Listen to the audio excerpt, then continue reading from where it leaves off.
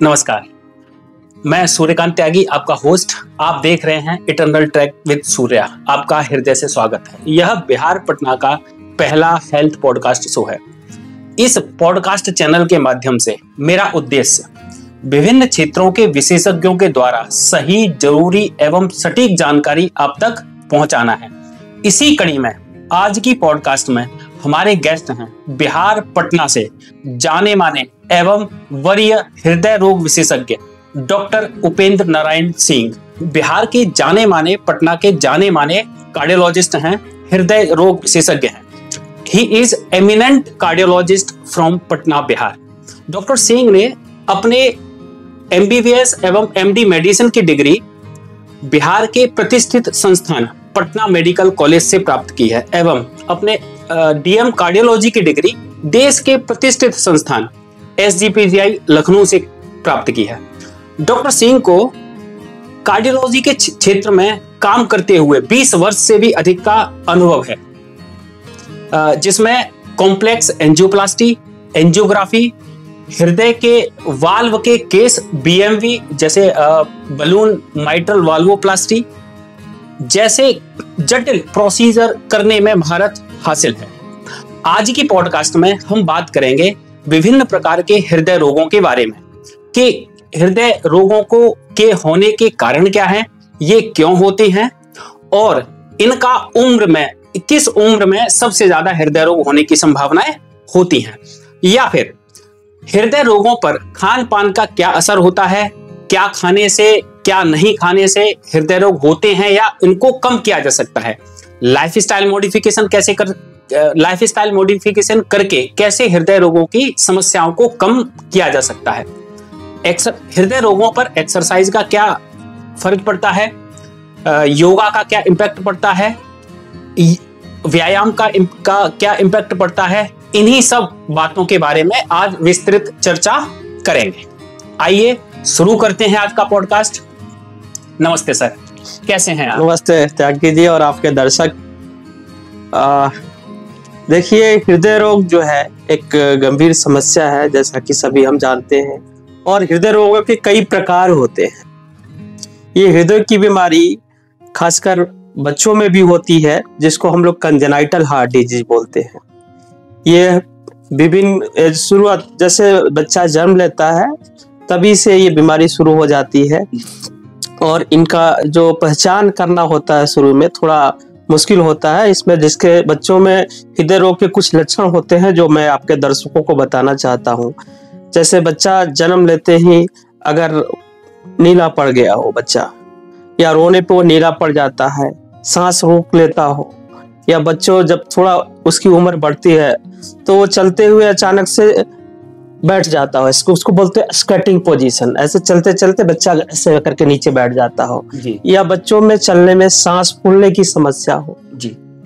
और खासकर छोटे बच्चों में अगर वो माँ का दूध नहीं सक कर पा रहा हो, ब्रेस्ट मिल्क नहीं ले पा रहा हो जी, और बच्चा अत्यधिक रो रहा हो, बच्चा को माँ अगर बेड पे सुला देती है तो बच्चा रोने लगता है, जैसे गोद में इस तरह पोजीशन में, वर्टिकल पोजीशन में रखती है तो उसको आराम मिलता है।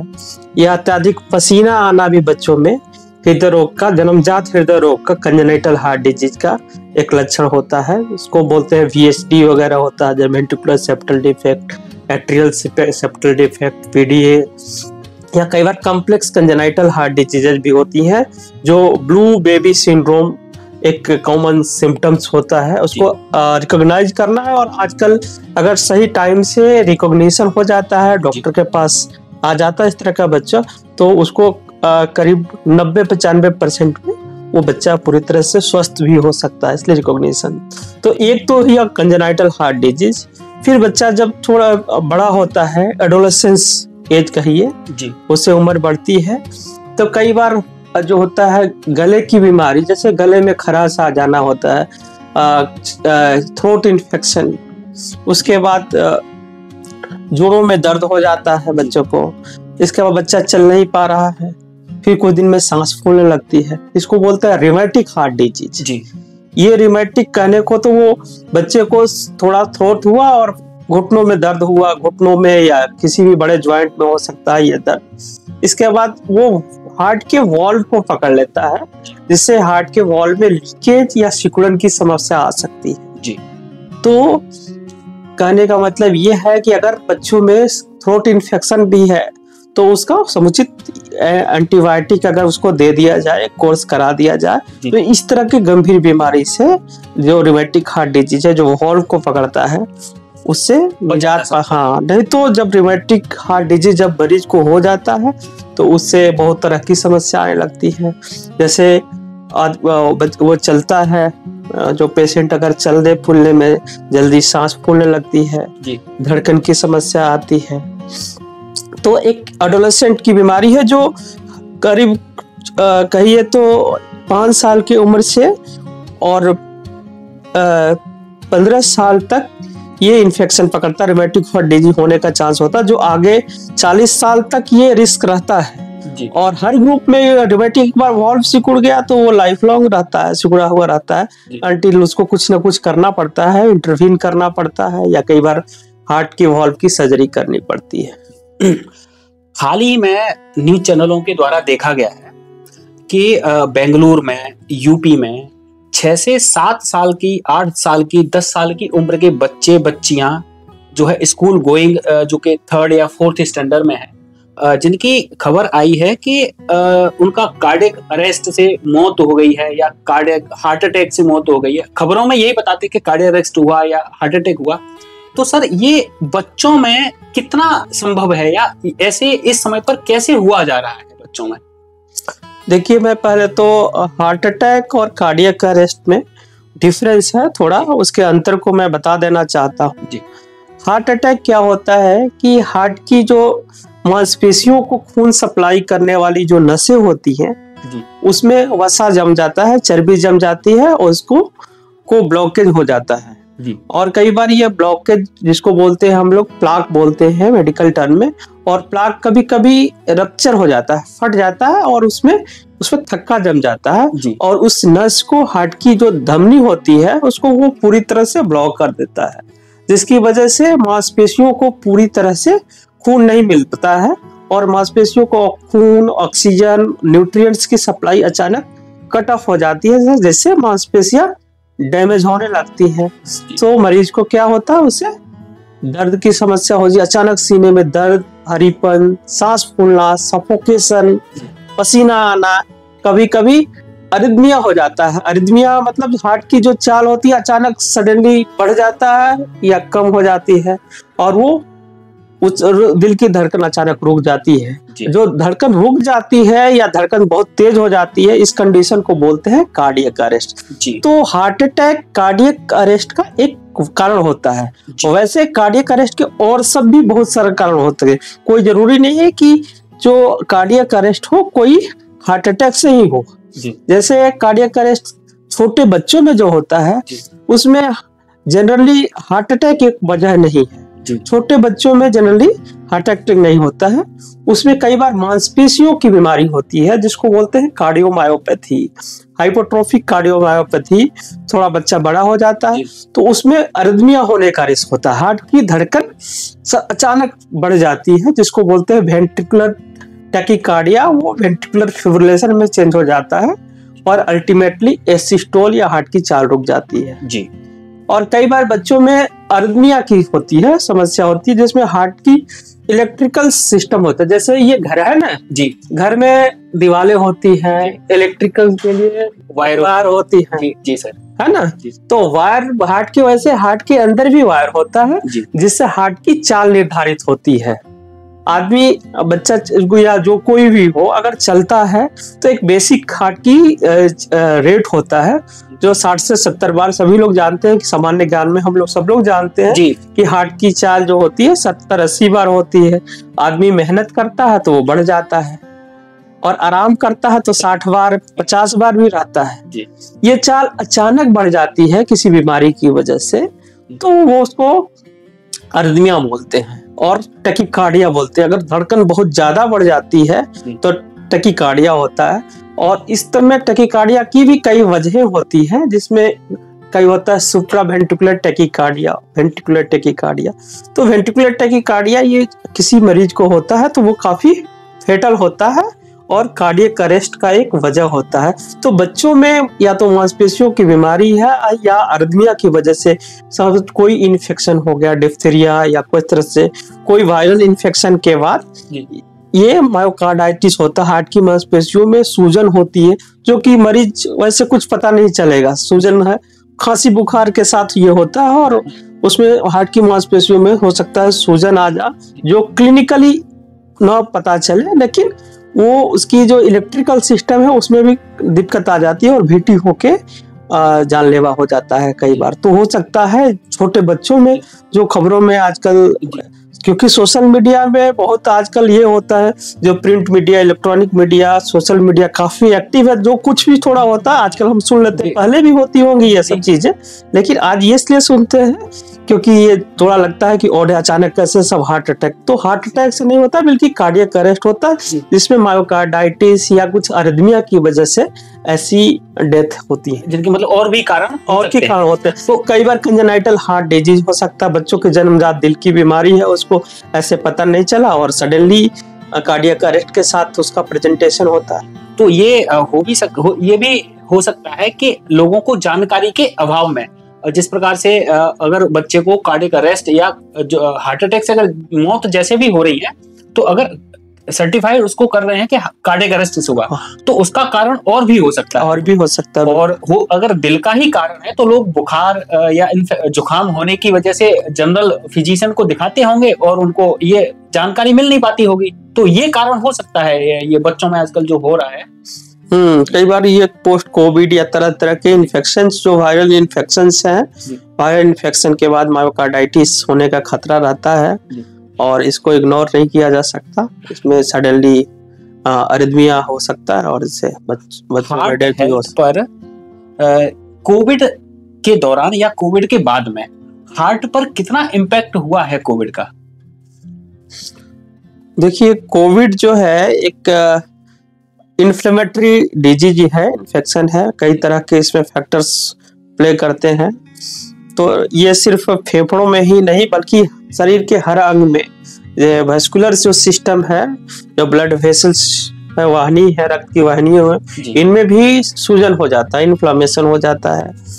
और इसमें सूजन होने की वजह से कई बार हार्ट में जो एथेरोस्क्लेरोसिस की प्रोसेस है, जो चर्बी जमने की प्रक्रिया है, जो सामान्यतः एज के साथ होता है या डायबिटिक पॉपुलेशन में, इन्फ्लामेशन की वजह से, जो कोविड की इन्फ्लामेशन की ये प्रक्रिया जो होगी है एक्सपेडाइट हो गई है, मतलब जल्दी हो जाता है। ये कुछ में ऐसा देखा गया है। और कई बार होता है कि जो मैंने अभी थोड़ी देर पहले बताया कि वायरल इन्फेक्शन की वजह से हार्ट के मांसपेशियों में भी सूजन आ सकता है और ये सूजन की वजह से सडन डेथ का खतरा रहता है या हार्ट अटैक का खतरा, सूजन की वजह से हार्ट अटैक का खतरा बढ़ जाता है। कोविड वैक्सीन का कितना इम्पैक्ट हुआ है? बीच में खबर था कि कोविड वैक्सीन के बाद में लोगों में कार्डियक अरेस्ट या हार्ट अटैक का या दिल की बीमारियों का खतरा ज्यादा बढ़ा है। ऐसा संभव है कोविड वैक्सीन के बाद में? देखिए, कोविड वैक्सीन तो वैसे काफी फायदेमंद रहा है और इसने कई बहुत सारे कोविड से रिलेटेड डेथ को बचाया है। और कोविड पर से भी, इससे भी कई बार थ्रोम्बोटिक कंडीशंस है, जैसा मैंने अभी थोड़ी देर पहले भी बताया कि कोविड से हार्ट की जो नसें होती है, या हार्ट की ही नहीं, शरीर की कई सारे नसों में, पैरों की नसों में सूजन हो जाता है। तो इसकी वजह से ब्लड की क्लॉटिंग हो जाती है। ये पैरों की नसों में हो सकता है। मेसेंट्रिक आर्टरी, जो पेट के आंत की जो सप्लाई करने वाली नसें हैं, मेसेंट्रिक आर्टरी, हार्ट की नसें जिसको बोलते हैं कोरोनरी आर्टरी, तो इसमें ब्लॉकेज की समस्या हो सकती है। तो ये बड़ा मुश्किल है कि ये वैक्सीन की वजह से हो रहा है या कोविड से। तो वैक्सीन से चूंकि फायदा है और इसमें से डिनाई नहीं किया जा सकता, एंड बेनिफिट इसका ज्यादा है रिस्क से, तो अब तो इसको पूरी तरह से ये ब्लेम नहीं किया जा सकता कि ये सब चीजें वैक्सीन से हो रहा है, क्योंकि Covid itself can produce type of complications. Google पर जब भी सर्च करते हैं बेस्ट कार्डियोलॉजिस्ट इन पटना बिहार, आपका नाम तीसरे नंबर पर आता है। तो इसके पीछे की कहानी क्या है? क्या ये ऐसे ही हो गया या इसके पीछे की कठिनाइयां क्या रही, मेहनत क्या रही? ये सब एलाबोरेट करेंगे जरा। और देखिए, कार्डियोलॉजिस्ट बनने का तो सपना मेरा शुरू से ही रहा है जी। जैसे मैंने MBBS किया, मैं Bardhaman medical college West Bengal से MBBS किया है जी। तो वहाँ मेरे जो टीचर्स थे वो कार्डियोलॉजिस्ट थे और बहुत ही बेहतरीन शिक्षक थे जी। उनका जो प्रभाव है मेरे ऊपर पड़ा और इतना बढ़िया से उन्होंने लोगों ने कार्डियोलॉजी का बेसिक और मेडिसिन का बेसिक सब ट्रेनिंग किया कि मेरे के ऊपर कार्डियोलॉजिस्ट बनने के लिए मेरे को प्रोत्साहन दिया जी। और इसके बाद जो इसमें इंटर्नशिप किया वो भी एक कार्डियोलॉजिस्ट थे डॉक्टर प्रोफेसर सुकुमार घोष उन दिनों और प्रोफेसर रंजन शर्मा जो हमारे कॉलेज के वो टीचर भी थे, हमारे बड़े भाई भी थे, वहीं से उन्होंने भी MBBS किया था और एक कलकत्ता के वो बहुत फेमस कार्डियोलॉजिस्ट हैं, उन्होंने NRS मेडिकल कॉलेज से वो HOD होके वो रिटायर भी हुए हैं। इसके बाद मैं पटना मेडिकल कॉलेज में पोस्ट ग्रेजुएट किया तो प्रोफेसर विजय प्रकाश मेडिसिन के जो हेड हैं उस समय मेरी या तो रुझान देख के कार्डियोलॉजी में उसी समय से मुझे बुलाने लगे थे कि कार्डियोलॉजिस्ट कहाँ गया, मेरा कहाँ है कार्डियोलॉजिस्ट। तो उस समय भी लगने लगा तो मैंने जब मैं MD पास किया तो दिल में उस समय ख्याल आ रहा कि क्या किया जाए। वैसे मैंने कार्डियोलॉजी का चूंकि रुझान था तो जो कार्डियोलॉजी की जो टेक्स्ट बुक है उससे तैयारी करना हमारे उस सब के समय में करीब 2007-8 में कार्डियोलॉजी DM करना बड़ी बात होती थी, बहुत डिफिकल्ट होता था। ऑल इंडिया में करीब 25-30 सीट होते थे, सिर्फ 25-30 ही और हर मेडिकल इंस्टीट्यूशन में हर मेडिकल इंस्टीट्यूशन में तो होता नहीं था। बिहार में उस समय DM कार्डियोलॉजी नहीं होता था। 2006-7-8 के आसपास DM होता ही नहीं था ना, ऐसा 8-9 से पहले 10 से पहले बिहार में DM नहीं था। यूपी में किंग जॉर्ज मेडिकल कॉलेज में होता था और कानपुर मेडिकल कॉलेज में GSBM कानपुर में होता था और SGPGI में पूरे दिल्ली में GB पंत में और एम्स में होता था। PGI चंडीगढ़ में होता था और 1-2 सीटें कोलकाता में थी और कुछ बेंगलोर में थी, बस यही गिनी चुनी। और हर इंस्टीट्यूट के लिए अलग अलग एंट्रेंस टेस्ट देना पड़ता था। जैसे अभी कंबाइंड टेस्ट होता है नीट सुपर स्पेशलिटी होता है, मेडिकल कॉलेज का अलग एंट्रेंस एग्जामिनेशन अलग होता था। कार्डियोलॉजी आपको पढ़ना है और हर जगह 2 या 3 सीटें होती है, मैक्सिमम 4 होता था, सिर्फ 4 होता था और भरने वाले कितने कार्डियोलॉजी के लिए 400-500 होते थे और वो मतलब मेडिसिन के अच्छे विद्यार्थी होते थे वो कार्डियोलॉजी में जाते थे तो इसके बाद मैंने तैयारी करना शुरू किया कार्डियो। इसके बाद मेरा उसमें सिलेक्शन हुआ SGPGI लखनऊ में। मेरे को तो एक बार 5th रैंक आया और मेरा और 4 ही सीटें थी, 1 साल वेट करना पड़ा मेरे को। सोचा कि खाली हो जाएगा, फिर अगले साल मेरे को लेना पड़ा। अगले साल फिर एग्जाम दिया तो फिर उसमें मेरा भगवान की दया से इंटरेस्ट में हो गया था और भी कई सारे इंस्टीट्यूशन में उस साल तो हो गया था मेरा सिलेक्शन। तो बड़ी मेहनत और लगन से, चूंकि थ्योरी तो हम लोग इतना पढ़े थे और PGI लखनऊ में से हमारी ट्रेनिंग हुई। उसके बाद मैं पटना आ गया। पटना में शुरू में एक प्राइवेट कॉलेज में था, फिर पटना मेडिकल कॉलेज ज्वाइन किया और वहाँ पे मैं डिपार्टमेंट को हेड कर रहा हूँ। बंगाल से सफर शुरू हुआ, बिहार में पोस्ट ग्रेजुएशन में आए, उसके बाद में स्पेशलाइजेशन करने यूपी गए। आपने 3 स्टेट को बहुत क्लोजली देखा, पढ़ाई के साथ साथ मरीजों को भी। आप अभी बिहार के पटना में हैं, पटना मेडिकल कॉलेज में डिपार्टमेंट ऑफ कार्डियोलॉजी के HOD हैं। आप यूपी में भी रहे हैं, देश के प्रतिष्ठित संस्थान SGPGI लखनऊ में। वर्क पैटर्न में क्या समानता है या क्या विभिन्नताएं हैं यूपी में, PGI लखनऊ में या फिर जो है बिहार में?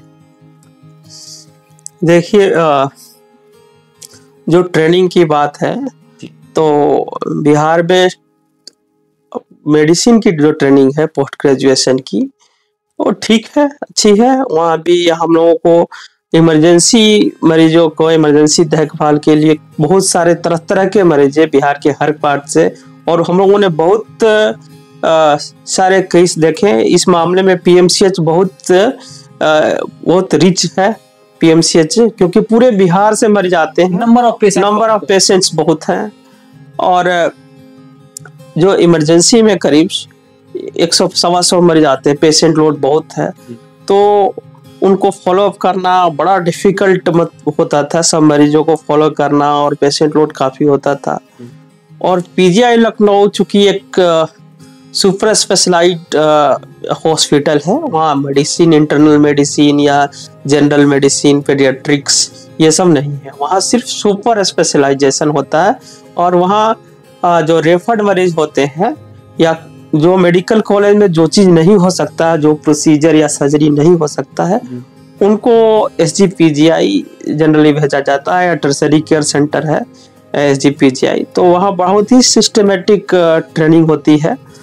वहाँ पे जैसे कोई पेशेंट जाता है, उसकी फाइल बनती है, फाइल को पहले जो DM करने वाले रेसिडेंट हैं पूरे अच्छे से टाइम देके देखा जाता था उसको, और वो फाइल को देख के वो प्रेजेंट करता है। OPD में ही वो मरीज को सीनियर कंसल्टेंट के पास ले जाके प्रेजेंटेशन होता था जी।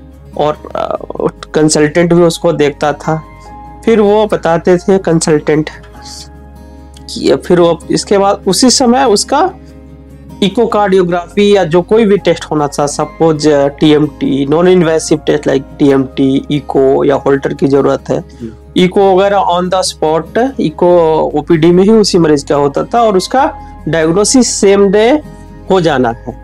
तो इससे हम लोगों को सीखने में बहुत हेल्प होती थी, क्योंकि कंसल्टेंट भी हमारे साथ रहते थे, और हम लोग इको जो करते थे, हमारे में क्या गलती हुई है, हमने क्या मिस किया है डायग्नोसिस में, उसी समय वो पता चल जाता था, क्योंकि कंसल्टेंट भी देख लेते थे मरीज को, इको कार्डियोग्राफी करते थे, और उसका क्या आगे प्लान होना है ये भी उसी समय तय हो जाता था जी। तो इससे हमरा जो सीखे हैं, हमने क्या देखा है, कंसल्टेंट देखे और वो डायग्नोसिस बनाए, तो इससे हमारा जो गलतियां होती थी उसी समय चेक हो जाती, टेस्ट हो जाती थी, और हम सुधारने की उसी समय कोशिश करते थे। और वहां से उसी मरीज को फिर हम लोग जो एडमिट हो गया उसको फॉलो करते थे वार्ड में, वार्ड से फिर कैथला में या कोई प्रोसीजर होना है उसका जी। तो ये भी बहुत अच्छा वहाँ पे ट्रेनिंग है, और सिस्टमेटिक ट्रेनिंग है। ऐसा ट्रेनिंग हमें नहीं लगता किसी और भी गवर्नमेंट इंस्टीट्यूट में, एम्स में भी है, बट वहाँ भी हो सकता है, बट SGPGI में बहुत अच्छी इस तरह की ट्रेनिंग होती थी, इंटरवेंशन का भी बहुत बढ़िया रहता था। जिस प्रकार से आपने बताया कि उस समय पर DM कार्डियोलॉजी करने के लिए बहुत ही जद्दोजहद थी, बहुत ही मुश्किल था। तो जब आप PGI लखनऊ में गए होंगे तो वहाँ तो बड़े बड़े डॉक्टर रहे होंगे, क्योंकि आपका कार्डियोलॉजी ड्रीम था, तो वहाँ तो बड़े बड़े कार्डियोलॉजिस्ट मिले होंगे, तो वहाँ पर आपकी इंस्पिरेशन भी बदली होगी, या और भी अच्छा, जैसे कि पहले जो सोच थी कि हाँ सिर्फ कार्डियोलॉजिस्ट बनना है, लेकिन वहाँ लगा होगा आपको कि नहीं, किन्हीं को देखकर कि नहीं ऐसे कार्डियोलॉजिस्ट बनना है। ऐसे कोई एग्जाम देखो, अब जो होता है ना, नियति एक बोलते हैं जी जी जी, वो बहुत ही, ये हम विश्वास फेट करते हैं कि जो फेट है वो पहले से प्री डिटरमाइंड होता है। एक साल पहले भी हमको किसी दूसरे इंस्टीट्यूट में, वहाँ भी बहुत एक रैंक से मिस किया, लेकिन हो सकता है मैं उस समय SGPGI में नहीं घुसा, या अगर दूसरे जगह हो जाता तो मैं घुस भी जाता, हो सकता है, लेकिन नियति तो फिक्स थी कि अगले साल फिर से वही आना है, तो मैं फिर से अगले साल वही पहुंच गया। वहाँ पे कोई ऐसे डॉक्टर थे जिनको देखकर आपको लगता हो? हाँ, वहाँ पे सभी जो हमारे टीचर्स थे सभी ही देश के नामी गिरामी चिकित्सक हृदय रोग विशेषज्ञ हैं। प्रोफेसर नकुल सिन्हा उस समय हेड थे, जो 2-3 महीना 6 महीना रहे होंगे, इसके बाद उन्होंने VRS ले लिया। इसके बाद प्रोफेसर PK गोयल, वो बहुत ही सिस्टमेटिक एंड लाजवाब जो आदमी हैं, जो उनपे हर तरह के कई तरह के गुण थे। वो बेहद अच्छे क्लिनिशियन भी थे, जो स्टेथो देख के और लगाना और पूरा थोरो क्लिनिकल एग्जामिनेशन करना, जो आज के जनरेशन में मिसिंग है।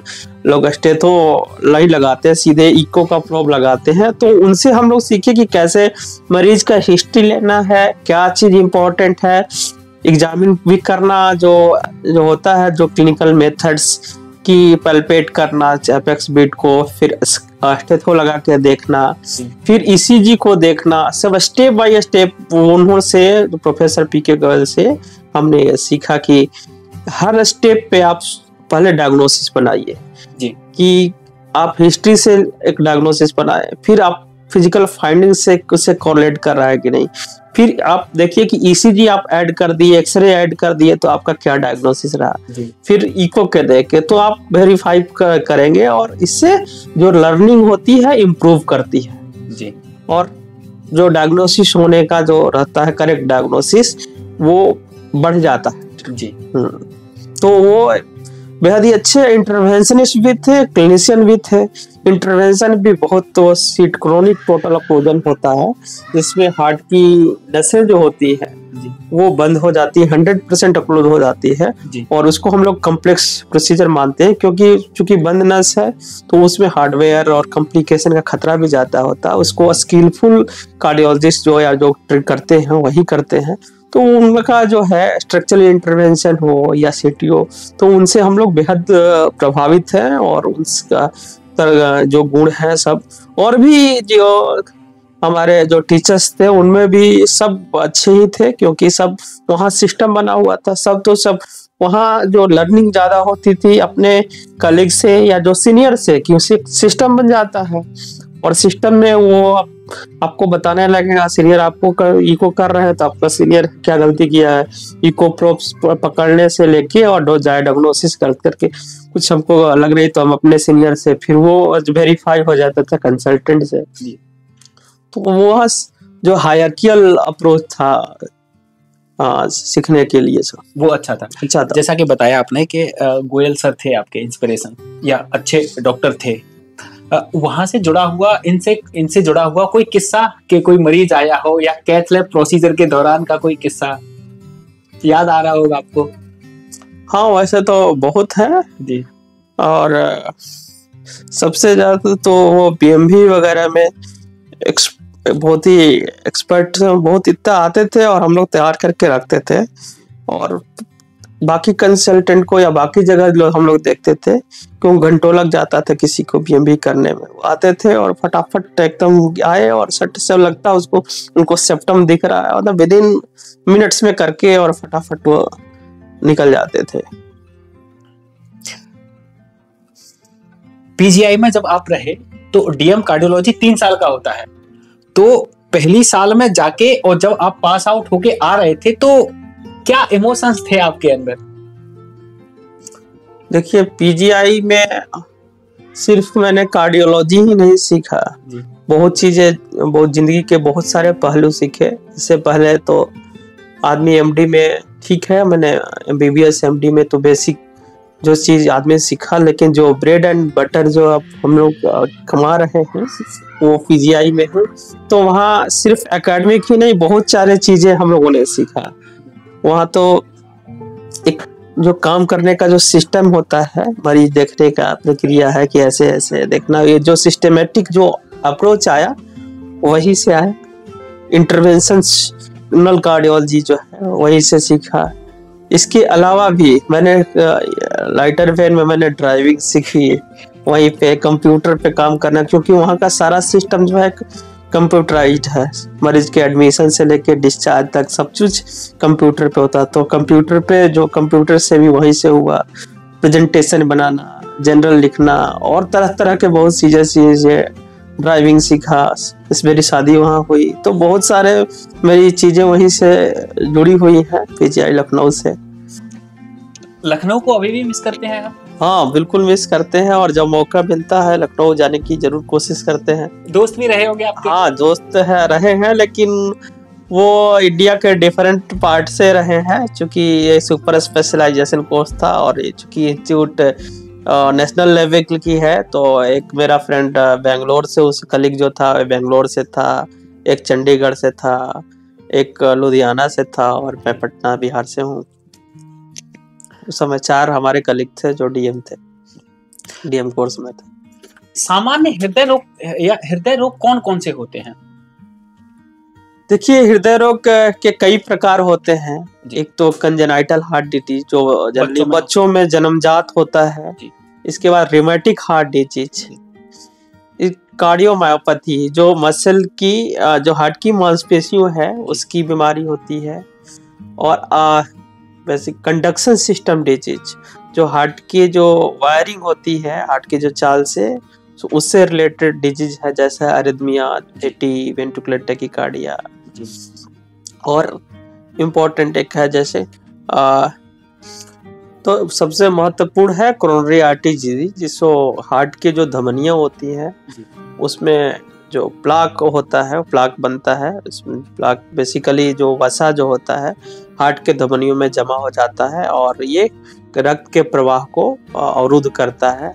और कई बार जो होता है कि ये प्लाक कई बार रप्चर करके उसमें थक्का बनता है और हृदय के धमनियों में अचानक खून अवरुद्ध हो जाता है, जिससे मांसपेशियां जो होती हैं डैमेज होने लगती है और जिसकी वजह से हार्ट अटैक होता है। ये बिल्कुल लाइफ स्टाइल से रिलेटेड होता है जी। और जिसके कई वजह होती है जिसको, अर्थात हार्ट अटैक कोरोनरी आर्टरी में फैट जो है जमा हो जाता है, फिर उससे होता है हार्ट अटैक। हाँ, उससे जो होता है, जो फैट होता है हार्ट जो बेसिकली हार्ट की आर्टरीज होती हैं जिसको बोलते हैं कोरोनरी, हार्ट की आर्टरी जिसको बोलते हैं कोरोनरी आर्टरी, उसमें फैट का डिपोजिशन होता है और वो प्लाक होता है और प्लाक धीरे धीरे बढ़ते बढ़ते उसको या तो ऑब्स्ट्रक्ट करने लगता है, तो ऑब्स्ट्रक्ट करने लगता है तो खून की सप्लाई जो होती है वो प्रभावित होती है जी। उसको कई मरीजों को जब बैठे रहते हैं तो या रेस्टिंग कंडीशन में उनको कोई दिक्कत नहीं होती है, लेकिन हार्ट पे जब जो व्यक्ति कोई एक्सर्शन करता है या हेवी वर्क करता है जी, तो क्या होता है कि हार्ट की मांसपेशियों का जो डिमांड होता है ब्लड का वो बढ़ जाता है। ये होता है हार्ट अटैक। नहीं, डिमांड बढ़ जाता है तो डिमांड बढ़ जाने के कंडीशन में चूंकि नस ब्लॉक है उसको पूरा खून नहीं मिल पा रहा है जी, तो फिर एंजाइना का पेन होता है। अब आप बोलेंगे क्या होता है एंजाइना का पेन जी। तो एंजाइना का पेन जो बेसिकली हार्ट के मांसपेशियों की वजह से होता है और उसमें प्रॉपर खून सप्लाई या ऑक्सीजन नहीं मिलता है तो पेन होना लगता है। इसको रिकॉग्नाइज करना, इसकी पहचान अत्यंत बहुत जरूरी है ये लोगों के लिए कि एंजाइना को कैसे पहचाने। तो ये एंजाइना का पेन जो होता है सीना के बीचों बीच होता है, रेट्रो एक्सटर्नल होता है, किसी एक साइड में नहीं होगा। ये जनरली जो छाती के बीच के हिस्सों में होता है, इसमें दबाव या जलन जी। और ये दबाव या जो जलन होता है ये ऊपर में, ये गले में जी, जबड़ों में हो सकता है या कान तक भी जा सकता है जी। ये हाथ में रेडिएट कर सकता है, बाएं हाथ में जी, या दाहिने हाथ में, पीछे पीठ में जी। ये नाभि के ऊपर, पेट के नीचे जो होता है, पेट के ऊपरी पार्ट में भी हो सकता है जी। तो कई मरीज जो ऐसे होते हैं इस भ्रम में रह जाते हैं कि गैस की समस्या हो रही है जी। और कई बार जो होता है कि उनको जो एंजाइना का सीवियर फॉर्म जो होता है, दर्द होता है और उसको वो समझते हैं कि ये गैस का दर्द है, जिससे जो रिकॉग्निशन होता है, जो हार्ट अटैक के डायग्नोसिस में डिले हो जाता है और डिले होने की वजह से मरीज का इलाज भी बहुत देरी से मिलता है और कंडीशन कई बार खराब हो जाता है। इसलिए अगर साथ में सीने के दर्द के साथ पेट में गैस वगैरह बने या पसीना वगैरह आए, अत्यधिक पसीना आए, थकान लगे जी, तो इसको हल्के में ना लें, इसको गैस का भ्रम नहीं। आप जरूर अपने डॉक्टर से मिले और एक कम से कम बेसिक जांच है ईसीजी, इलेक्ट्रोकार्डियोग्राफी, जो हर छोटे अस्पताल में अवेलेबल होता है और बहुत ही बेसिक जांच है, सस्ता जांच है। ईसीजी जरूर करवाएं, न कि सिर्फ गैस का दर्द मान लें और आप ये अगर हो जाता है तो डायग्नोसिस आसान हो जाता है जी। आसान होने से इलाज में सहूलियत हो जाती है। वरना क्या होता है कि time is the muscle. Heart attack के इलाज में टाइम बहुत इम्पोर्टेंट फैक्टर है जी। क्यों? वजह यह है कि जो हार्ट की मांसपेशियां हैं, ब्लड के सप्लाई उनके लिए बहुत जरूरी होती है। जो जरूरत है ऑक्सीजन का डिमांड उनका ज़्यादा होता है जी। तो आप ब्लड सप्लाई अगर अवरुद्ध हो जाती है, जैसा कि मैंने बताया कि हार्ट अटैक के कंडीशन में हार्ट की नसें चोक हो जाती है, तो मांसपेशियों को खून नहीं मिलता है, जिससे वो डैमेज होने लगती है। तो हार्ट की मांसपेशियां ज़्यादा देर नहीं सहन, ये मिनट में ही डैमेज स्टार्ट हो जाता है। और अगर 6 से 12 घंटा तक ब्लड की सप्लाई उनकी रिस्टोर नहीं करी गई, फिर से खून नहीं अगर आया दवा की वजह से या कई बार इंटरवेंशन किए, तो मांसपेशियां जो हार्ट की है वो परमानेंटली डैमेज हो जाती है। और मांसपेशियां एक बार डैमेज हो जाती हैं तो फिर उनको हम लोग ठीक नहीं कर सकते, और उसे तरह बाद के जीवन में हार्ट फेलियर या कई तरह की अर्दमियां या डेथ की प्रोबेबिलिटी बढ़ जाती है। इसलिए समय बहुत जरूरी है, और समय को तभी हम लोग बचा सकते हैं जब हम लोग जागरूक रहे, सिम्टम के प्रति अगर है उसको इग्नोर नहीं करें, चिकित्सक के पास जाए, सही जगह जाए, ईसीजी जांच कराएं, और डायग्नोसिस होगा तभी सही इलाज भी मिल पाए, है ना। 3 बातें पता चली, एक एपिगैस्ट्रिक पेन होता है, एसिडिटी का पेन, एक हार्ट बर्न होता है, और एक एंजाइना आपने बताया। तो इन तीनों पेन में कैसे पता चलेगा कि ये हार्ट अटैक का है या गैस का है या क्या है? देखिए, मैंने बताया कि जनरली जो हार्ट का पेन है वो सीने के बीच में होता है, और इसके साथ सिर्फ यही नहीं रहेगा, ये हाथों में भी जाता है जी। अगर ये पेन हाथों में जाए, जबड़ों में जाने लगे, और एग्जर्शन के साथ कोई मेहनत वाला काम करता है अगर व्यक्ति, तो उससे बढ़ जाता है, तो ये एंजाइना का पेन, हार्ट अटैक का पेन। हार्ट अटैक में यही जो एंजाइना का पेन है ना, ये प्रोलॉन्ग हो जाता है। अगर 15 से 20 मिनट तक अगर ज्यादा रहता है, पसीना आने लगे या सफोकेशन, सांस फूलने लगे, तो ये एंजाइना का पेन ये हार्ट अटैक में तब्दील हो जाता है। उसको फिर हार्ट अटैक होने का खतरा बढ़ जाता है। यही जब लंबा दर्द हो जाता है और ये सार्बिट्रेट की गोली देके देखते हैं, तो जनरली एंजाइना का पेन जो सबलिंगुअल जीभ के नीचे सार्बिट्रेट की गोली रखी जाती है, उससे जनरली आराम हो जाता है। और अगर 3 गोली देने के बाद, हर 5 मिनट के अंतराल पे अगर 3 गोली देने के बाद भी दर्द नहीं सहे, तो इंफेक्शन यानी हार्ट अटैक का चांसेस बढ़ जाता है। ऐसे मरीज को ईसीजी और आगे का तुरंत इलाज के लिए कार्रवाई करना चाहिए। हार्ट बर्न में जनरली जो होता है, खाने के बाद कुछ इस तरह का लगता है, और इतना जो रेस्टलेसनेस, बेचैनी, पसीना अनकॉमन है। जबकि हार्ट अटैक में अगर इपिगैस्ट्रिक पेन के साथ भी है, अगर पेट के ऊपरी हिस्से में दर्द और साथ में पसीना आने लगे, पेशेंट को डिस्कम्फर्ट है, तो वो हार्ट अटैक का भी वजह होता है। तो ऐसे जहाँ दिक्कत हो रही है, इस तरह में ईसीजी हेल्पफुल होगा। ईसीजी या ट्रोपोनिन जांच वगैरह करा के चिकित्सक का हम लोग डिफरेंशिएट करते हैं कि ये हार्ट का पेन है या कुछ वजह कुछ और है। दिल की बीमारियों के सिम्टम और पहचान कैसे कर सकते हैं, है ना? दिल की बीमारियों के क्या क्या पहचान होती है, या कैसे पता चलेगा कि ये दिल की बीमारियों का है? कौन कौन से लक्षण मरीज को होंगे? एक तो मैंने जस्ट अभी डिस्कस किया कि एक एंजाइना का पेन, जिसको रिकॉग्नाइज करना, पहचान बहुत जरूरी है जी। उसके मैंने टिपिकल सिम्टम बताए जी।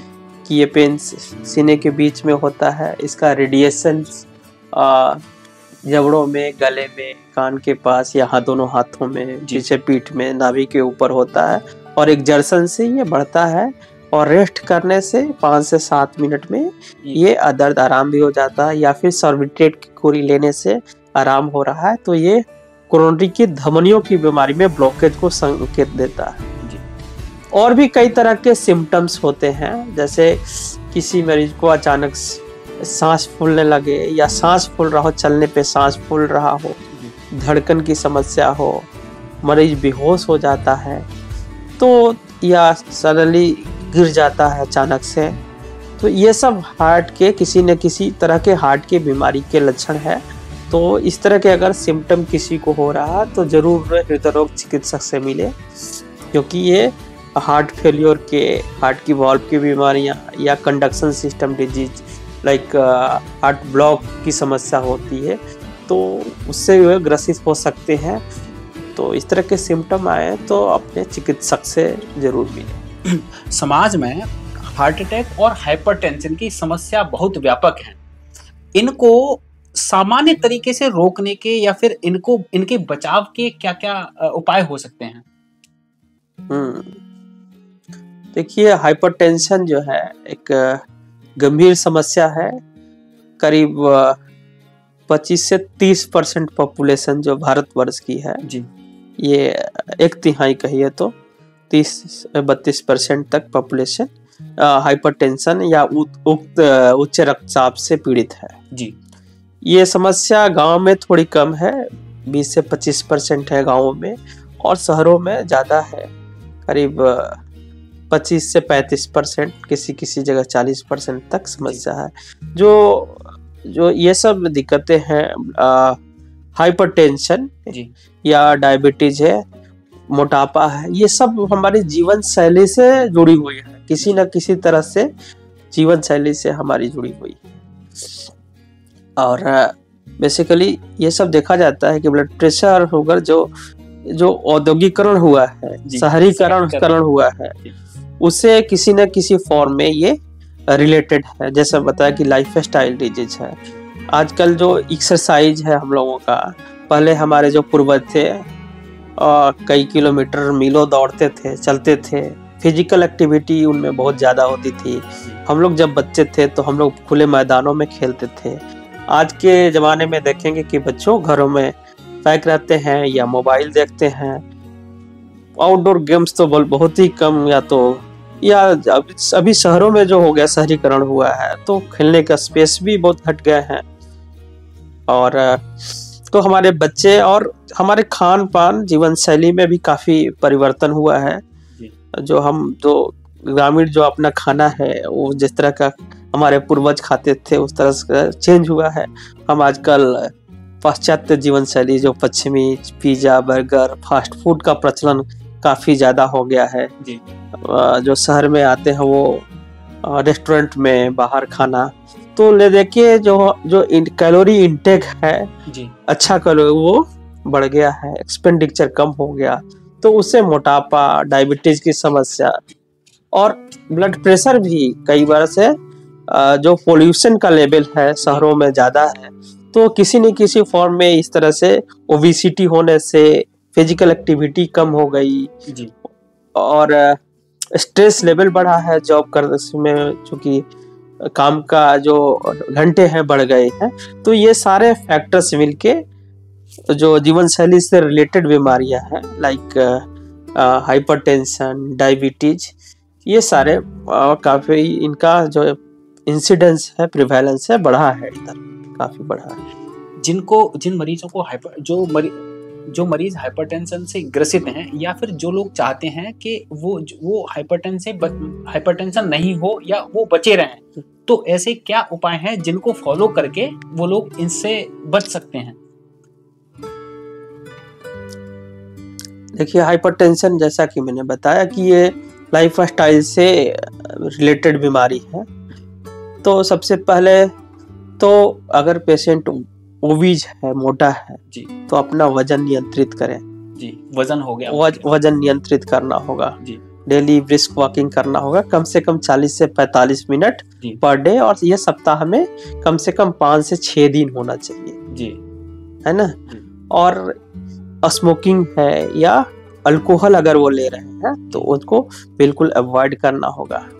खान पान में जो है जो फैटी चीजें हैं उसको रोकना होगा, उस पर नियंत्रण, जो मांस वगैरह ज़्यादा होगा, नॉन वेज डाइट वगैरह को, या सैचुरेटेड फैट हो, उसको कम करना है, उसके लेवल को कम करना। उसकी जगह पे जो होल ग्रेन, फुल ग्रेन जो है, उससे रिफाइंड चीज़ें को कम करना है, होल ग्रेन से रिलेटेड चीज़ें, और ग्रीन वेजिटेबल्स, फ्रेश फ्रूट्स, वो कई अगर पोर्शन दिन में खा सकते हैं तो वो खाना है, और डेली एक्सरसाइज मैंने बताया। और सबसे इम्पोर्टेंट है कि जो ब्लड प्रेशर है उसको मेजर करना चाहिए। अगर किसी का बॉर्डर लाइन ब्लड प्रेशर है, सपोज 120 to 39 है सिस्टोलिक ब्लड प्रेशर और 70 to 79 है डायस्टोलिक प्रेशर। तो ऐसे मेजर करना है और लाइफ स्टाइल खाने में और जो बुरी आदतें हैं उसको छोड़ के अगर कंट्रोल नहीं होता है तो फिर दवा का इस्तेमाल डॉक्टरी सलाह लेके और दवा लेनी चाहिए। और बाकी ये लाइफ स्टाइल जैसा कि मैंने बताया उसको अडॉप्ट करने से ये जो हाइपरटेंशन जो है उससे बचा जा सकता है और उसको कंट्रोल कर सकते हैं हम लोग इनिशियल स्टेज में। कार्डियोलॉजिस्ट मना करते हैं रिफाइंड नहीं खाना है, लेकिन आजकल तो रिफाइंड का इतना प्रचलन है, तो रिफाइंड जो है कार्डियक हेल्थ पर कैसे इम्पैक्ट करता है?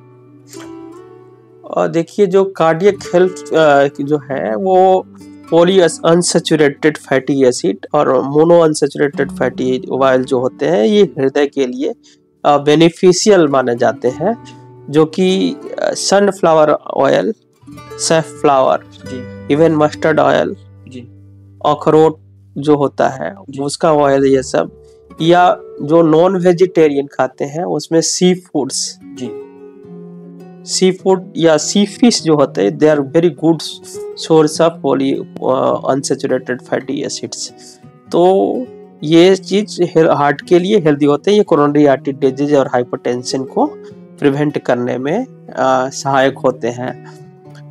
रिफाइंड फूड का जो सवाल रिफाइंड ऑयल का है, ये इसमें ये जो रिफाइंड वाला प्रोसेस जो होता है उसे जो कई सारे जो एंटीऑक्सीडेंट प्रॉपर्टी होती है तेलों के वो खत्म हो जाते हैं। तो ये प्रचार जो होता है, मार्केटिंग जो होता है वो सही नहीं है। उससे रिफाइंड से बेटर जो है कच्ची घानी जो सरसों का तेल है या कोकोनट ऑयल या कोल्ड प्रेस्ड ऑयल जो होता है वो हार्ट के लिए बेहतर होता है compare to refined oils. Cholesterol से क्या इम्पैक्ट होता है हार्ट हेल्थ पे? कोलेस्ट्रॉल देखिए हार्ट ही नहीं, जितना भी वेस्कुलर सिस्टम है जिसको बोलते हैं कार्डियोवैस्कुलर सिस्टम, जो हार्ट की जो नसें तो हैं, साथ में ब्लड के जो सप्लाई करने वाली वेसल्स होती हैं जो कैरोटिड आर्टरी ब्रेन में, ये स्ट्रोक से तो के हेल्थ से भी काफी रिलेटेड है। ये जो कोलेस्ट्रॉल है, जो एलडीएल की मात्रा अगर शरीर में ज्यादा हो जाती है, एलडीएल कोलेस्ट्रॉल, ट्राइग्लिसराइड्स, ये सब बैड फैट माने जाते हैं, और ये इसकी मात्रा जब ज्यादा हो जाती है तो अगर किसी भी इन्फ्लेमेटरी कंडीशन में जो ब्लड वेसल्स हैं जिसमें ये डिपोजिशन होने लगता है, जिससे हार्ट अटैक की समस्या और स्ट्रोक की समस्या या फिर पेरिफेरल वैस्कुलर डिजीज की समस्या ज्यादा हो जाती है, बढ़ जाती है। हार्ट अटैक को लेकर या दिल की बीमारियों को लेकर समाज में क्या क्या भ्रांतियां? देखिए हार्ट अटैक जो है हम लोग देखते हैं कि कई बार जो ग्रामों में आप बोलेंगे कि जो मरीज आते हैं वो बोले कि इनको तो दिक्कत हुई है, हार्ट अटैक की हो गई है, तो कई बार तो वो समझते ही नहीं है कि हार्ट अटैक क्या होता है। वो हृदय का दर्द या छोटा दर्द हुआ तो ये सर हार्ट अटैक कैसे हो सकता है, ये तो हमको तो कोई बुरी आदत नहीं थी, ये कैसे हो गया। लेकिन जो सत्य है, और इसमें सबसे जरूरी है कि समय बहुत जरूरी है। अगर मरीज समय पे आ जाता है तो इसका इलाज काफी हद तक वो ठीक हो जाता है, लेकिन एक बार जो समय है, समय के जो महत्व को ये जो जनरल पॉपुलेशन में वो नहीं समझते हैं। इसको बताना मेरा यहाँ पे उद्देश्य है कि समय पे आना, अगर दर्द हो रहा तो उसको इग्नोर नहीं करना है, उसको एक्सेप्ट करके अपने सही चिकित्सीय सलाह लेना बहुत जरूरी है, तभी वो टाइम से इलाज हो पाएगा और फिर जान उससे बचने की संभावना या आगे की कॉम्प्लिकेशन से बचा जा सकता है। जैसा कि आपने बताया टाइम इज मसल, तो किसी मरीज को हार्ट अटैक का पेन हुआ तो कितना समय होता है मरीज के पास एक चिकित्सीय सलाह तक पहुंचने के लिए, या गोल्डन आवर क्या होते हैं?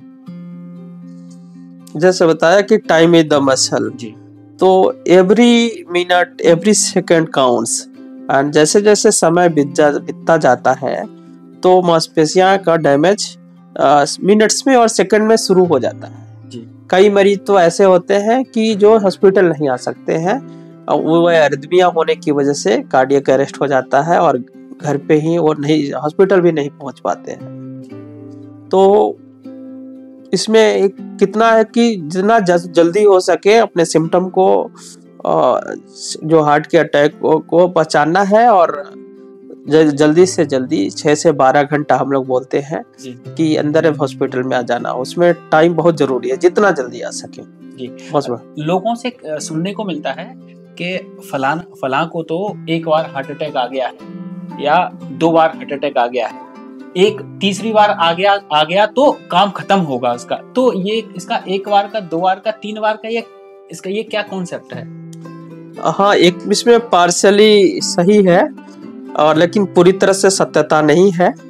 जो जिसको एक बार हार्ट अटैक आ जाता है उसको दोबारा या तिबारा हार्ट अटैक का खतरा बढ़ जाता है, जो दोबारा होने का खतरा बढ़ जाता है, क्योंकि जो ये प्रोसेस है इसमें कोलेस्ट्रॉल का डिपोजिशन होता है। तो एक अटैक के बाद भी और तो डिपोजिशन रहता है ना, तो एक अटैक, कई बार तो एक अटैक भी बहुत ही फेटल होता है। अगर उसे कॉम्प्लिकेशन हो जाए तो पहले अटैक में भी मरीज की जान सकती है, दूसरे या तीसरे को जरूरत ही नहीं है। लेकिन हाँ, अगर पहले में जान बच गई है तो प्रॉपर उसका इलाज होना चाहिए, जो उसको बोलते हैं सेकेंडरी प्रिवेंशन। उसके जो लाइफ स्टाइल मॉडिफिकेशन, जैसे हमने बताया कि अच्छा खान पान और जो बुरी आदतें हैं जैसे सिगरेट स्मोकिंग या किसी फॉर्म में अगर टोबैको ले रहा तो उसको अवॉइड करे, और दवाओं का नियमित रूप से सेवन करे। रिस्क फैक्टर जो है, डायबिटीज हो या ब्लड प्रेशर हो, उसको कंट्रोल में रखें, या तो दवाओं से या ये लाइफ स्टाइल से उसको करके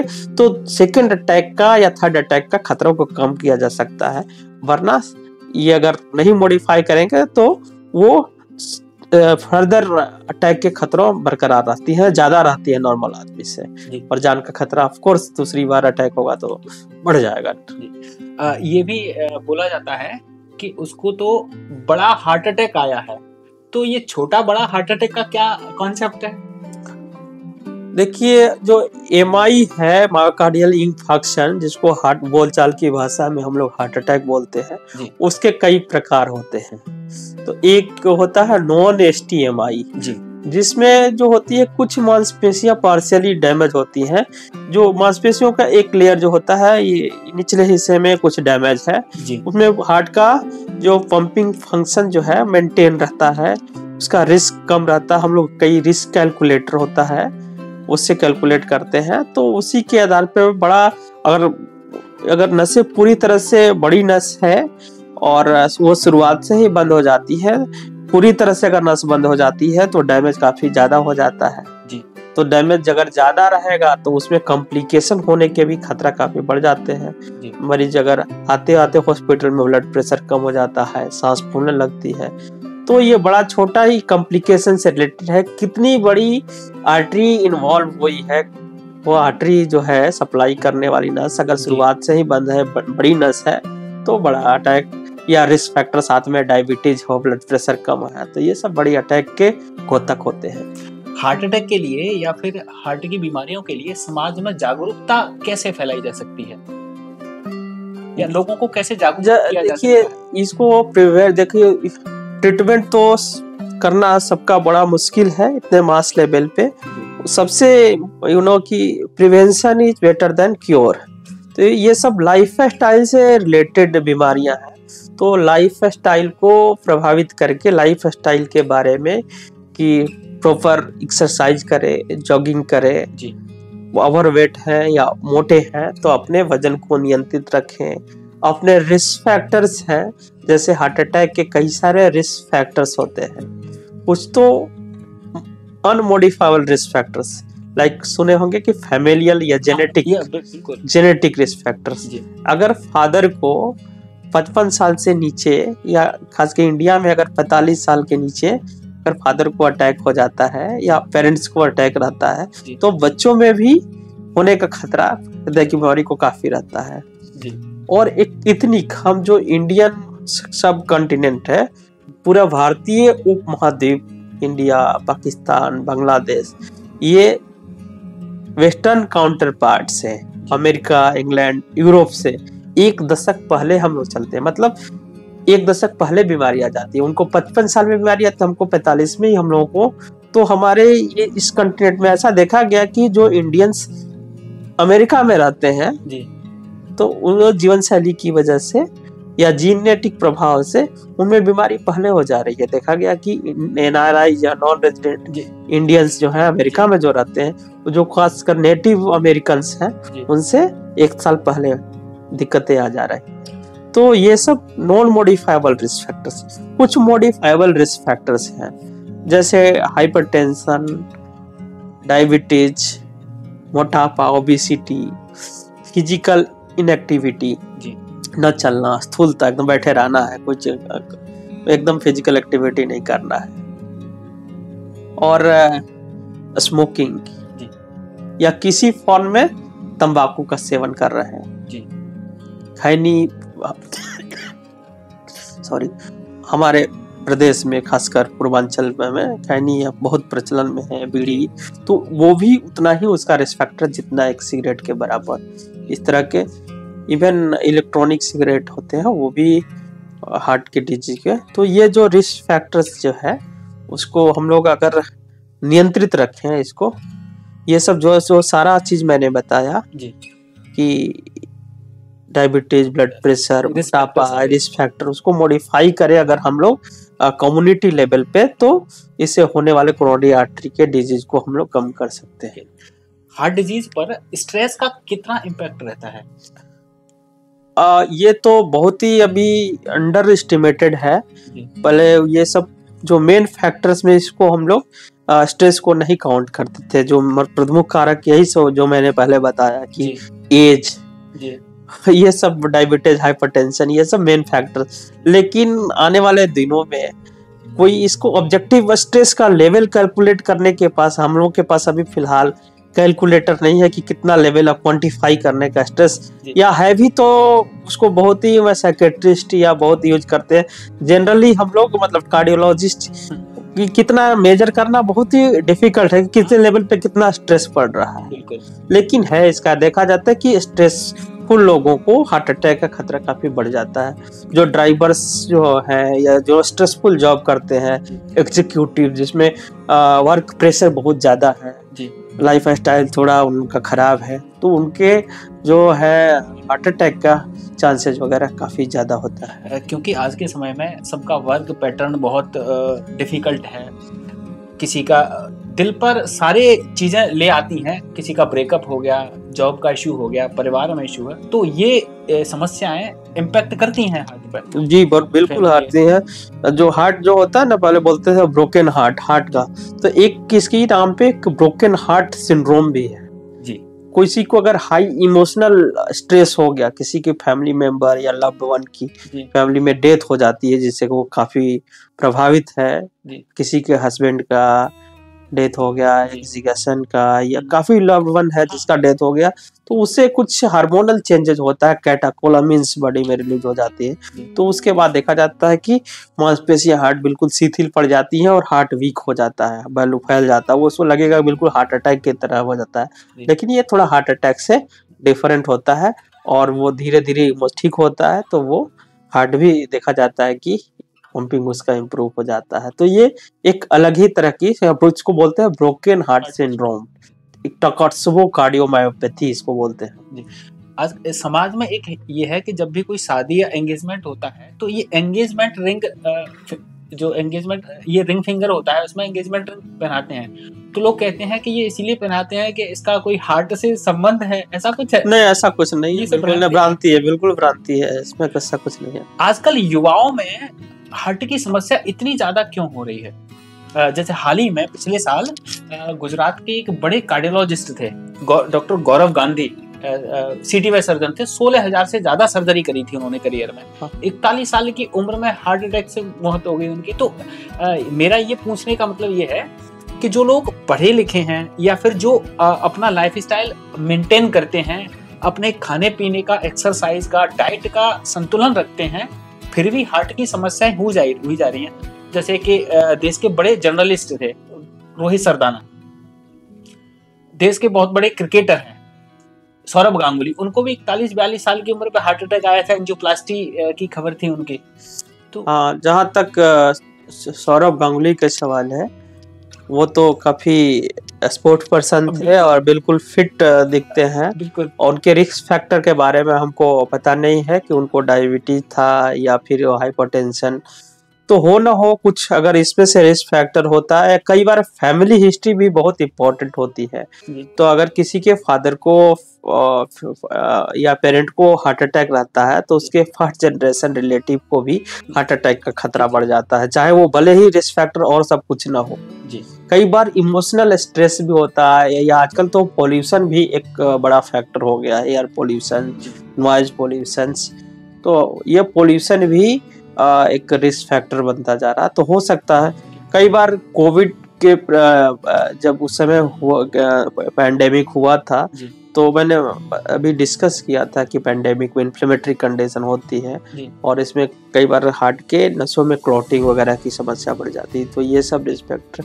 बाकी जो यहाँ तक वो कार्डियोलॉजिस्ट डॉक्टर गौरव गांधी का सवाल है, तो वो तो काफी बिजी कार्डियोलॉजिस्ट थे और उन्होंने सिम्टम्स जो हुआ था शुरू में हमारे वो जूनियर के साथी वो काम करते हैं जी। और जामनगर में थे। तो वो काफी बिजी कार्डियोलॉजिस्ट थे और हो सकता है कि कई सारे रिस्क फैक्टर हो, स्ट्रेस लेवल हो। तो कोई चाहे कार्डियोलॉजिस्ट हो, सेलिब्रिटी हो, कोई अछूता नहीं है। ये तो शरीर जो है ना, ये किसी को जो है वो बीमारी किसी को छोड़ती है। अगर आप रिस्क फैक्टर अपने नहीं मैनेज करेंगे तो ये किसी को भी हो सकता है। तो चाहे जितना भी काम हो, इसको शरीर को ध्यान देना और इसके रिस्क फैक्टर्स को समझना, बॉडी के इंडिकेशन ये देता रहता है। ऐसा नहीं होता कि एक दिन में कोई चीज बीमारी हो, अलार्म देता है। अलार्म देता है, उसको रिकॉग्नाइज करना होता है। अगर अलार्म को आदमी नहीं समझता है तो फिर दिक्कतें हो जाती है। आजकल युवाओं में जिम जाने का बहुत क्रेज है, सबको बॉडी बनाना है, डोले सोले, सिक्स पैक्स एब। तो उसके लिए कई प्रकार की जो प्रोटीन कंज्यूम हो गया, कई प्रकार के स्टेरॉइड, तो ये कितना हार्ट हेल्थ पर प्रभाव डालता है? देखिए, एक तो जो जिम जाते हैं, फिजिकल जो कॉम्पिटिटिव या तो स्पोर्ट में जिनको जाना है या हाई इंटेंसिव जिम जाना है जी, उनको एक बार फिजिशियन या कार्डियोलॉजिस्ट या का एक बार सलाह जरूर लेना चाहिए। जिनको हाई मतलब स्ट्रेसफुल जो वो एक्टिविटी करनी है, फिजिकल ट्रेनिंग होना है, क्योंकि कई बार जैसा होता है कि कार्डियोमायोपैथी होती है या कुछ सटल चीजें होती है, तो अगर हाई स्ट्रेस के बाद वो फेटल हो जाती है। स्ट्रेस के बाद अटैक होने का खतरा या अर्दमिया होने का खतरा बढ़ जाता है इस तरह के लोगों को। और प्रोटीन का है वो बेसिकली जो जिनकी रिक्वायरमेंट बहुत ज़्यादा है, मेटाबॉलिकली ये फिजिकली बहुत एक्टिव है, तो उनको प्रोटीन किसी गुड न्यूट्रिशनिस्ट के सलाह से अमाउंट उसका लेना चाहिए, न कि खाली उस लेवल पे। नहीं तो ये कई बार हानिकारक या एरिथमोजेनिक होता है। कई बार एरिथमिया होके सडन कार्डियक अरेस्ट वगैरह भी प्रोटीन का सेवन से। तो ये मेडिकल सुपरविजन में या न्यूट्रिशनिस्ट के सुपरविजन में ही ये लेना फायदेमंद रहता है। जो एथलीट हैं या स्पोर्ट्स पर्सन हैं या फिर जिम में जो किसी प्रोफेशन से जुड़े हुए हैं, उनके लिए तो ठीक है, क्योंकि वो तो बिना उनके लिए तो एक टीम रहता है। लेकिन जो युवा है स्कूल या कॉलेज गोइंग, वो चाहते हैं कि महीने 2 महीने 4 महीने में बॉडी बन जाए, उसके लिए स्टेरॉइड भी लेते हैं, ये सब पता है। नहीं, स्टेरॉइड ये सब बिल्कुल शरीर पे गलत प्रभाव छोड़ते हैं और बिना मेडिकल न्यूट्रिशनिस्ट के सलाह के नहीं लेना चाहिए। सुनने में आता है कि सुबह के 3 बजे से लेकर 6 बजे तक हार्ट की समस्याएं ज्यादा होती हैं, तो ये कुछ स्लीप पैटर्न का दिक्कत है या क्या है? देखिए, जो ये कुछ हार्मोनल चेंजेज होता है जिसमें अर्ली मॉर्निंग में देखा जाता है। बहुत इसका तो साइंटिफिक एविडेंस नहीं है, लेकिन कुछ हाइपोथेसिस है, जो सिद्धांतें हैं उसमें है कि उस समय जो होती है कोर्टिसोल, जो बॉडी का स्ट्रेस फाइटिंग हार्मोन है, वो घट जाता है उस लेवल पे। तो कई बार जो होता है ये जैसे ब्रोंकियल एजमा भी होता है कई बार, तो वो एग्रीवेट कर जाता है। उसी समय ब्लड प्रेशर वगैरह बढ़ने का भी अर्ली मॉर्निंग में, अर्ली जब जगता है जैसे आदमी, उस समय ब्लड प्रेशर बढ़ जाता है, सडनली अचानक बढ़ता है, तो वो भी एक हार्ट अटैक या सेरेब्रोवास्कुलर एक्सीडेंट है, जो ब्लीड होता है, इंट्राक्रैनियल ब्लीड, ब्रेन हेमोरेज बोलते हैं, वो भी देखा जाता है कि अर्ली मॉर्निंग में इसके खतरे थोड़ा ज्यादा होते हैं। आजकल चाय जो है इंटरनेशनल पेय है, देश का तो सबसे बड़ा पेय है ही।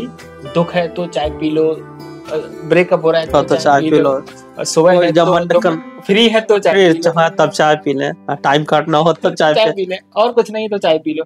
तो सर ये चाय एक बार 2 बार 3 बार या लोग 10-10 बार चाय पीते हैं, ये कितना हार्ट हेल्थ पे प्रभाव डालता है?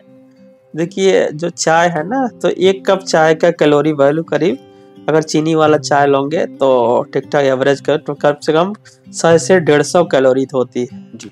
तो आप अगर 10 ले रहे हैं तो सोचिए कि ये एक्स्ट्रा कैलोरी, फ्री कैलोरी आपके बॉडी में 1000। तो ये क्या होता है, अल्टीमेटली आप खाना तो खा ही रहे हैं, साथ में 1000, तो ये धीरे धीरे क्या होगा, इससे बॉडी वेट बढ़ता जाएगा। बॉडी वेट बढ़ेगा तो फिर वो जो ओबिसिटी है वो कई तरह की समस्याओं को जन्म देगी, हाइपरटेंशन साथ में लेके आएगा और डायबिटीज होने का रिस्क रहेगा। उतना शुगर जाएगा, फ्री जा रहा है ना, फ्री कैलोरी आपके पास जा रहा है, उसके साथ विटामिन नहीं है, प्रोटीन ज्यादा नहीं है, तो ये सब चीजें ये किसी और साथ में थीन और केमिकल्स जो है वो भी अगर ज्यादा मात्रा में अत्यधिक मात्रा में कोई भी चीज लें, चाहे खाना ही क्यों ना हो, तो वो नुकसानदेह होता है। तो कोई भी चीज का लिमिट होना चाहिए, ज्यादा नहीं उसमें। और आप शुगर वाला चाय ले रहे हैं जो कि सामान्यतः लोग लेते हैं, तो या दूध का चाय लेते हैं, तो उससे कैलोरी इंटेक आपका ज्यादा बढ़ जाता है। उसको रिप्लेस करके या तो प्लेन वाटर में ये ग्रीन टी ले सकते हैं या ब्लैक कॉफी, जिसका कैलोरी वैल्यू नहीं होता है, और ये हार्ट के लिए बॉडी वेट मेंटेन करने में ये हेल्पफुल भी होता है जी। बहुत लोग होते हैं गिलास भर के पीते हैं। हाँ, तो मैंने बताया कि जितना बड़ा ग्लास रहेगा उतना ज्यादा कैलोरी होगा, फिर आप ओबेसिटी और मोटापा का खतरा बढ़ जाएगा। हार्ट की बीमारियों में लोगों का कंसर्न रहता है कि वो क्या खाएं, क्या आहार लें और क्या परहेज रखें। देखिए जरूर ये जो है ना, जो हमारा आहार है वो काफी हद तक हृदय के हेल्थ को प्रभावित करता है जी। जो बेसिकली जो हम लोगों का देखा जाता है कि पूर्वज जो थे मोटे अनाज ज्यादा खाते थे, चना, गेहूं को पीस करके चक्की में नहीं चला के, हाँ हाथ से वो लोग पूछ के दरदरा मोटा पीस के खाते थे। तो उस समय जो हार्ट की समस्या थी उतनी ज्यादा नहीं थी।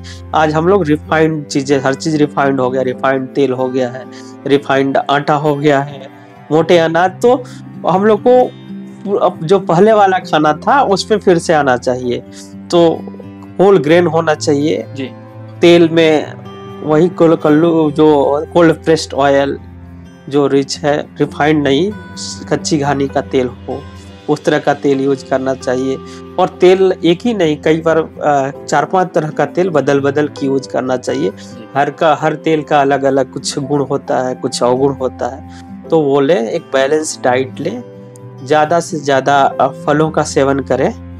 नट्स अगर है जैसे अखरोट, बादाम, पिस्ता, ये सब बॉडी वेट मेंटेन करने में और दिल के स्वास्थ्य के लिए ये काफ़ी फायदेमंद होते हैं। अगर आप अल्कोहल का सेवन कर रहे हैं तो इसको बंद कर दें। रेड मीट का जो लोग इस्तेमाल कर रहे हैं उसको बंद कर दें। उसके बदले आप फिश ले सकते हैं या चिकन ले सकते हैं। आप उसको भी मात्रा को, पोर्शन को और नियंत्रित रखें। ज़्यादा कोई भी चीज़ लेंगे उसके साथ बहुत कैलोरी भी जाती है और कुकिंग मेथड भी पर भी निर्भर करता है। तो वो रेड मीट को बिल्कुल अवॉइड करें। एक में एक वाइट वगैरह ले सकते हैं और साथ में अंकुरित अनाज, तरह तरह की विभिन्न कलर की चीज़ें हैं जी, वो हार्ट हेल्थ की हेल्दी होती हैं। तो ये सब चीज़ें हैं। अब जो चीज़ आपको नहीं खाना है उसमें है कि फास्ट फूड को, बर्गर, पिज्जा, ये सब जी, फास्ट फूड नहीं खाना है। फास्ट फूड, पैकेज फूड, उसमें सॉल्ट कंटेंट और जो पैक चीजें आती हैं उनको अवॉइड करना चाहिए हार्ट के लिए। एज ए कार्डियोलॉजिस्ट, आपके हार्ट को हेल्दी रखने के 5 गोल्डन रूल।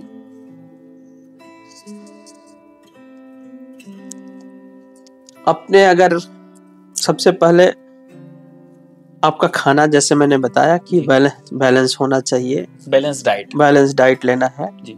हरी साग सब्जियां लें ज्यादा से ज्यादा मात्रा में, नॉनवेज कम खाएं, अल्कोहल वगैरह का सेवन न करें जी। अगर कोई आपको बीमारी हो गई है, जैसे रिस्क फैक्टर डेवलप हो गया अगर के जी, तो उसका नियमित जांच होना चाहिए।